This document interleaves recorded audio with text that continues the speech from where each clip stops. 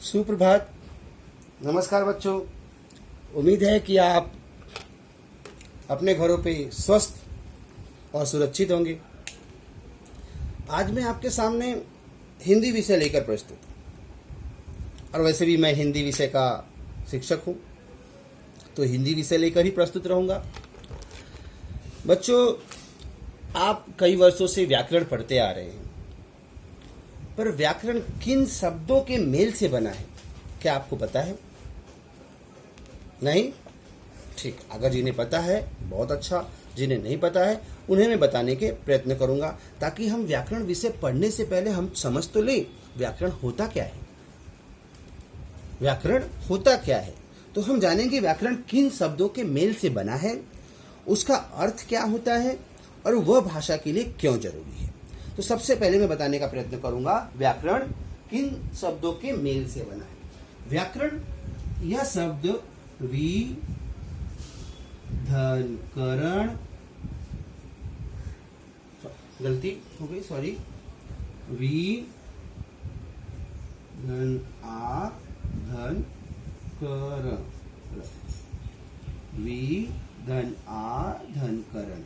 व्याकरण वि, आ और करण इन तीन शब्दों के मेल से बना है, जिसका अर्थ होता है भली भांति समझना। भली भांति समझना मतलब अच्छी तरह समझ में आना। अब अच्छी तरह क्या समझ में आना? भाषा। भाषा के लिए व्याकरण बनाए गए ताकि भाषा को हम नियमित, सही ढंग से, व्यवस्थित ढंग से प्रयोग कर सके, नियम में प्रयोग कर सके। उसके अंदर की त्रुटियां, उसके अंदर की गलतियां, उसके अंदर की अशुद्धियों को दूर कर सके, तभी हमारी भाषा शुद्ध और सुचारू बन पाएगी। इसी श्रृंखला में हम आगे बढ़ते हैं कि व्याकरण के प्रकार क्या होते हैं। कहने का अर्थ यह है कि हम किन बिंदुओं पर ध्यान रखते हैं कि भाषा शुद्ध बन पाए। व्याकरण किन बिंदुओं पर ध्यान रखता है और भाषा को शुद्ध करने का प्रयत्न करता है। तो सबसे पहले जब हम व्याकरण के प्रकार के विषय में जानेंगे कि व्याकरण के प्रकार क्या होते हैं, या फिर हम ये कहें कि व्याकरण किन बिंदुओं पर ध्यान रखकर भाषा को शुद्ध करने का प्रयत्न करता है। पहला है वर्ण विचार, दूसरा है शब्द विचार, तीसरा है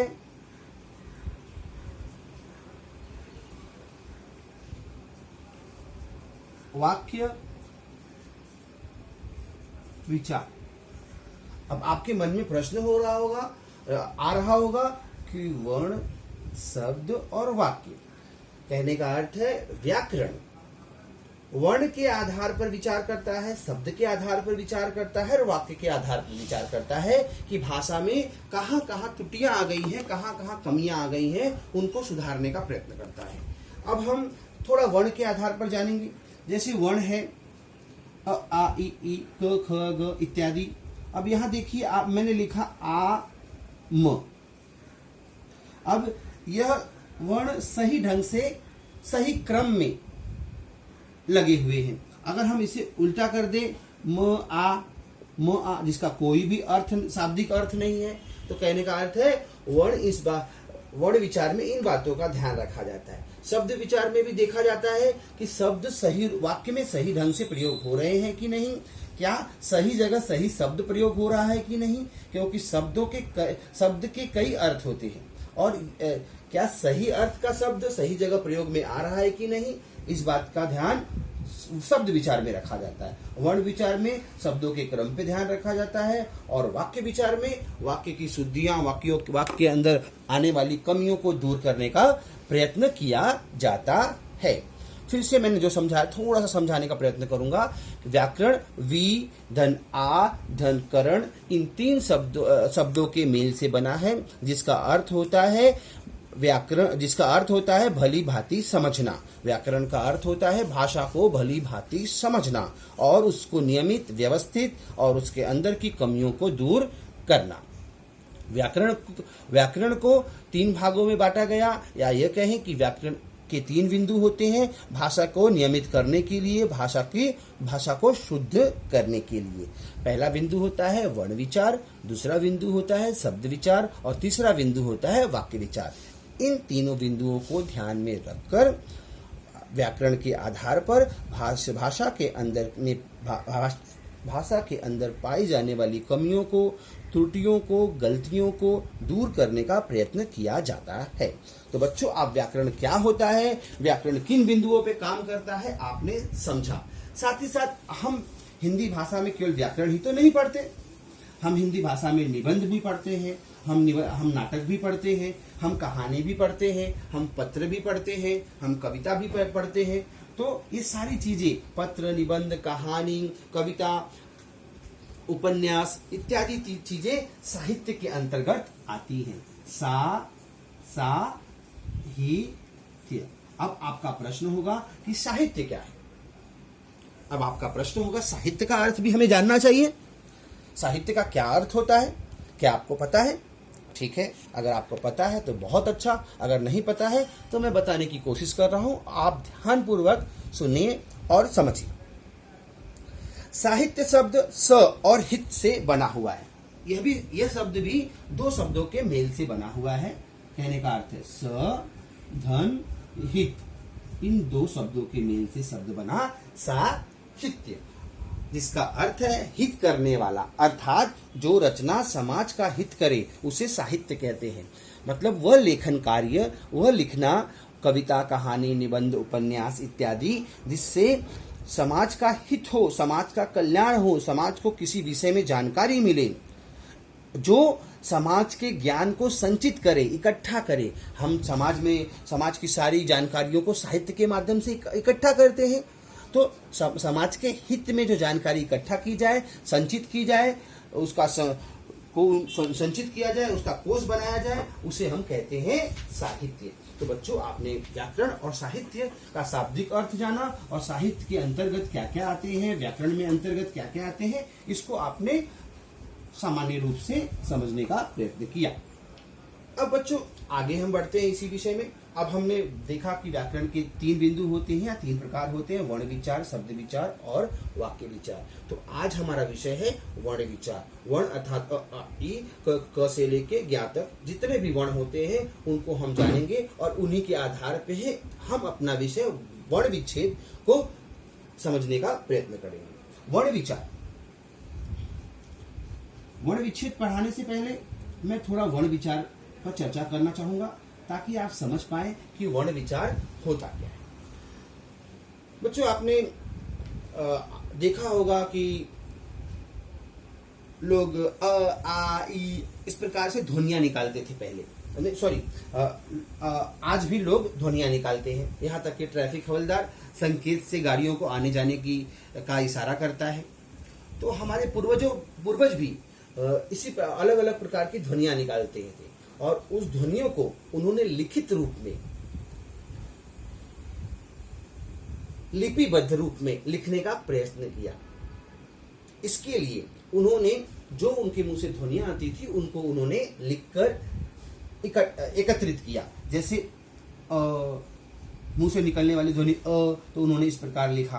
पहले अलग ढंग से लिखा था, उसमें परिवर्तन और विकास होकर ये इस प्रकार लिखा गया। अ, आ, ई, उ, रि, ए, ओ, औ। इन ध्वनियों को इस प्रकार से लिखने का प्रयत्न किया गया और इन्हीं ध्वनियों को हिंदी भाषा में व्याकरण शास्त्रियों ने स्वर का नाम दिया। अब स्वर इसे क्यों कहते हैं? प्रश्न उठता है कि इसे हम स्वर क्यों कहते हैं? बच्चों, स्वर अ, आ, ई, उ, रि, ए, ओ, औ, अंग, ओ, औ, यहां तक ही हम देखते हैं। आप देखेंगे जब आप इसका उच्चारण करते हैं तो आपके फेफड़ों से, आपके छाती से हवा बिना किसी रुकावट के, बिना कहीं टकराव के सीधा मुंह से बाहर निकलती है। तो ये ऐसे ध्वनियों को स्वर कहा गया, जैसे अ, आ, ई, उ, री, ए, ओ, औ। यह स्वर कहलाए। अब इसके बाद कुछ ध्वनियां और हैं जो स्वरों के सहायता से बोली जाती है। यह ध्वनियां इन वर्णों के उच्चारण में, इन वर्णों के प्रोनाउंसिएशन में किसी दूसरे वर्ण का कोई सहारा नहीं लिया जाता, पर कुछ ध्वनियां हैं जिनके उच्चारण में स्वरों का सहारा लिया जाता है, जिस प्रकार से अंग, अह,